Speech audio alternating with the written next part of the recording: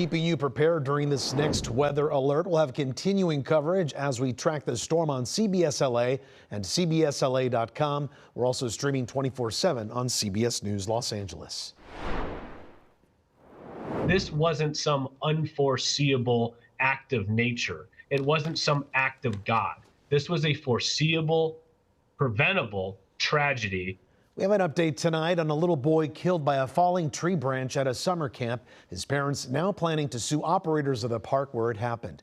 CBS LA assignment editor Mike Rogers at the desk. Mike, we've been covering this since it happened. Tonight you're speaking with the family's attorney. Yeah, Juan, that's right. We are speaking with the family's attorney, who they tell me that this was all a very preventable death. Now, you remember our Hunter Sowers followed up on this story in the weeks following that tragic death at King Gillette Ranch in the Santa Monica Mountains and discovered that there were emails detailing that staff was aware of the condition of the tree and its poor health, saying that just days prior to Jamal's death, there was actually another large branch that fell. I want to show you some photos of Jamal. Jamal is the 8-year-old little boy who ultimately died after that tree branch fell on him and killed him. Now, what we know is that the family has now filed a legal claim against many of the people involved in this, including King Gillette Ranch and the operators of it, which is a state government agency.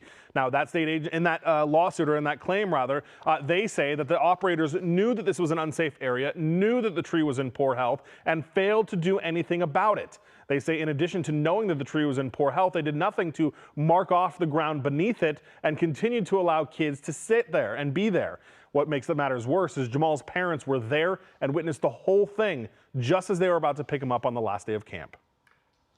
This tree branch crushed Lamar to death in front of his mom and dad. They were trying to lift it off of him, but because it was so heavy, they couldn't.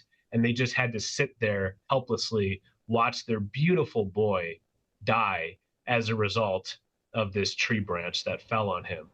Robert Glassman is representing the family in this case. He also gave us these photos of their investigators that went to survey the tree and found out that it was hollow, meaning it had been decaying for several years inside of the tree there, according to the attorney.